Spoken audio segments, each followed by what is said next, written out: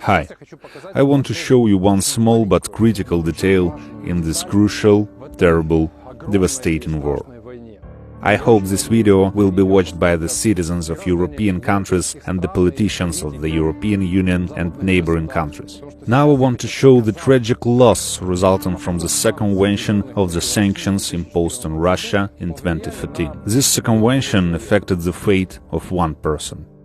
The pile of cars surrounds me. We collected these cars from the streets of Buchi, Ukraine. These cars were shelled, bombed and destroyed by Russian occupants. In those cars died peaceful Ukrainian civilians who tried to evacuate.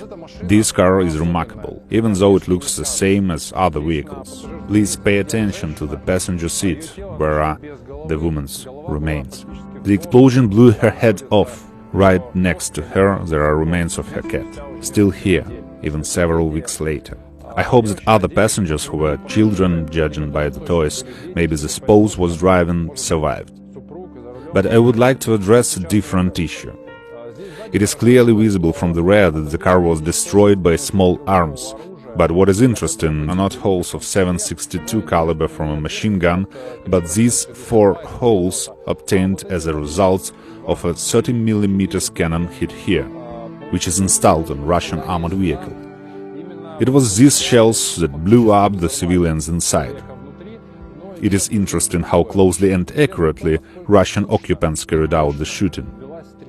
Looking at the exit hole from the other side, we can conclude that the Russian army did this not at close range, but from a considerable distance.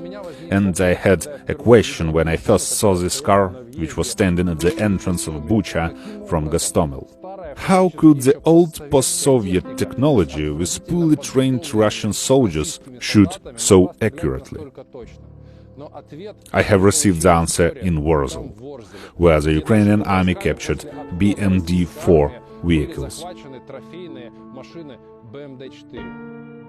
These vehicles were built and started service in 2015-2016, right after the war in Ukraine started and right after the imposition of sanctions that do not allow the sale of military technology to the aggressor country. By itself, the BMD-4 does not represent anything ultra-modern or perfect. It is just well-redesigned BMD-3. As you can see, here is the same 30mm cannon. But please pay attention to the fire control system, which allows the combat vehicle to shoot accurately, regardless of weather, wind, no matter the day or night. So, the components and technologies for this system were sold to the Russian Federation by the French company Thales.